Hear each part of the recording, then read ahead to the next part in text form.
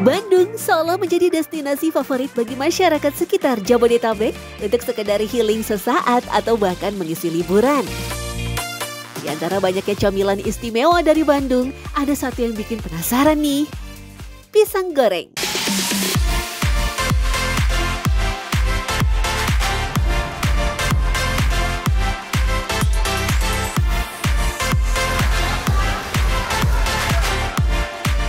Konon katanya, kenikmatan pisang goreng di kota Bandung memiliki keunikan tersendiri loh. Bahkan kerap kali inovasi varian pisang goreng lahir dari kota yang berjuluk Paris Van Java.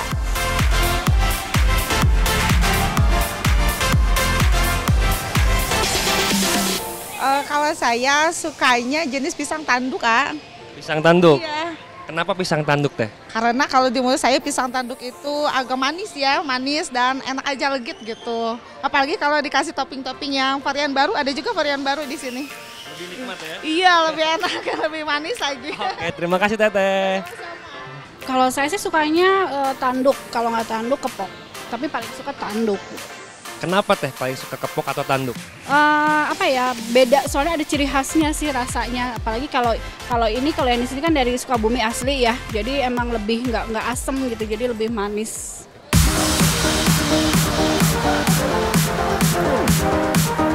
Salah satu kedai pisang goreng yang selalu ramai pembeli, bahkan diminati sampai mancanegara adalah kedai pisang goreng di Lembang ini nih. Ukuran pisangnya jumbo, ditambah varian berbagai topping, membuat pisang goreng ini memang layak jadi rebutan. Ternyata pisang yang digunakan di sini adalah pisang tanduk karena dianggap tahan lama dan lebih manis jika dibanding pisang lain. Biasanya penjual pisang goreng membeli pisang yang masih belum matang dan menunggunya matang sekitar 1 hingga 2 minggu.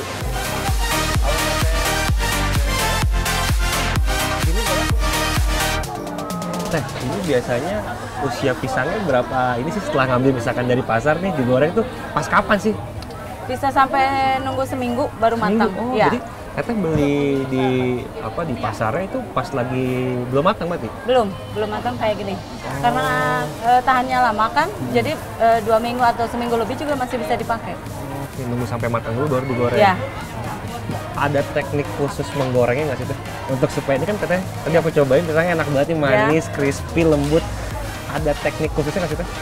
Kalau ngegorengnya paling apinya yang agak besar gitu ya, biar jadinya pisangnya itu agak mengembang. Jadi enak tekstur itunya ngerekes gitu, renyah.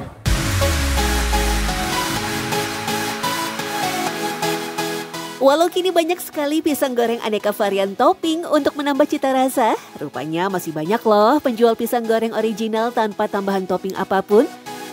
Salah satunya di Sudirman Street ini, baru buka sejak pukul 4 sore hingga pukul 11 malam. Kedai ini jadi salah satu tempat favorit warga Bandung untuk membeli pisang goreng.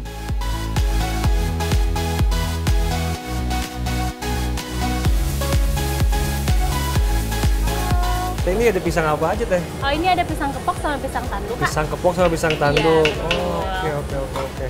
Aku mau tanya dong dikit Teh. Ini biasanya Teh yang rame ini yang beli banyaknya pisang kepok atau pisang tanduk? Lebih ke yang tanduk, Kak, kalau di Tanduk? sini. Iya, tanduk Kenapa, Teh? bestsellernya karena tanduk lebih manis sama lebih lembut.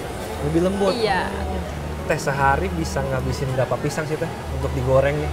1000 pisang lebih. 1000 bahkan. pisang? Iya. Oke.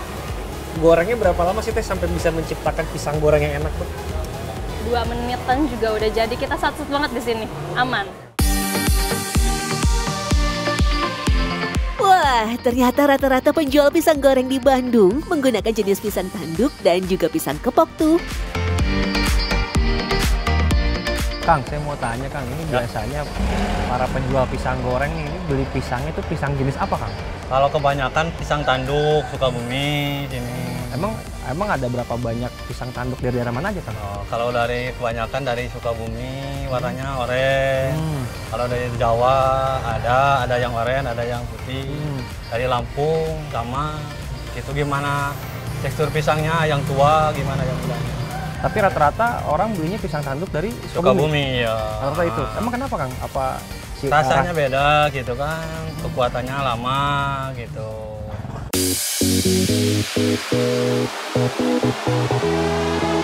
Ukuran yang besar dan daya tahan yang lama jika dibandingkan dengan pisang-pisang lainnya membuat pisang tanduk jadi favorit para penjual pisang goreng.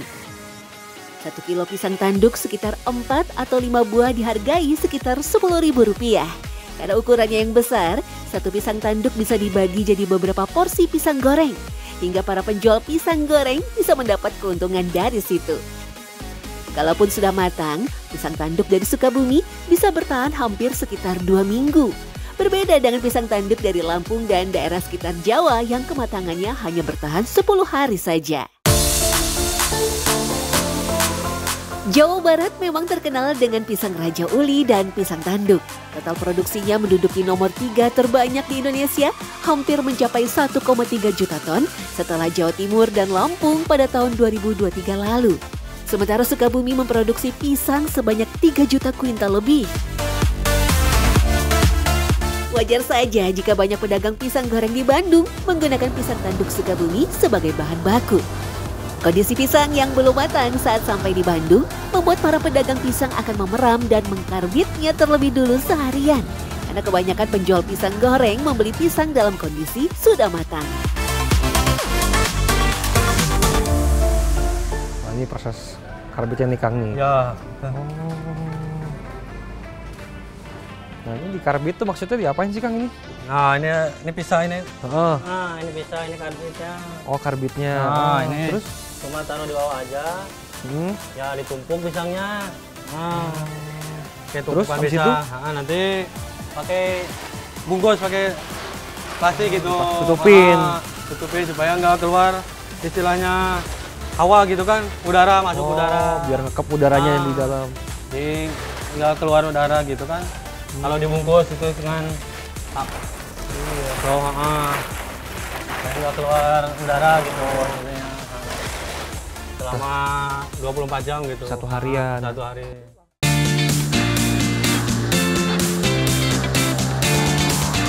Eksistensi pisang goreng dimulai pada awal abad 20 berbarengan dengan akulturasi budaya Belanda dan Tionghoa yang menggunakan teknik deep frying, teknik memasak di mana suatu makanan benar-benar direndam dalam minyak atau lemak yang sangat panas.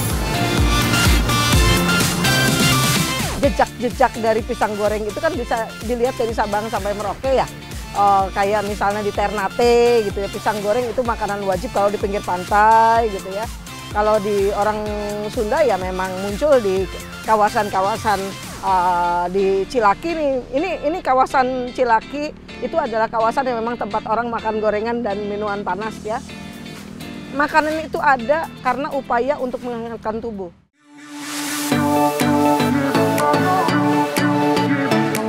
Buah pisang memiliki makna dan filosofi yang cukup mendalam dalam kebudayaan Sunda. Lihat saja bagaimana buah pisang seringkali dijadikan hiasan dalam hajatan masyarakat Sunda sebagai seserahan ataupun sesaji dalam ritual tertentu. Ternyata jawabannya karena pohon pisang yang hidup hanya satu kali lalu kemudian mati setelah diambil buahnya melambangkan keabadian dan kelanggengan. Itu juga yang menjadi doa dan harapan agar mempelai hidup berkeluarga hingga maut memisahkan.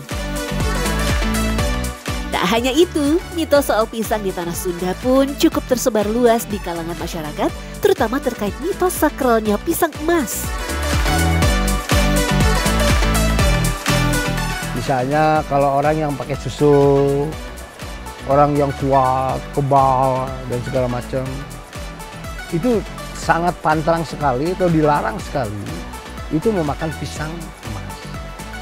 Karena itu bisa mengakibatkan si yang namanya susuk-susuk itu akan keluar dengan sendirinya. Mungkin itu yang membuat kenapa pisang emas ini kok bisa sakral gitu ya. Karena emas itu melambangkan keagungan loh. Melambangkan wibawa yang cukup hebat gitu, yang cukup besar gitu. Terlepas dari itu semua, pisang goreng sebagai kudapan sederhana khas Nusantara memang memiliki tempat spesial di hati masyarakat Indonesia. Pisang goreng seakan jadi kudapan yang tak bisa digantikan dengan jenis makanan lainnya.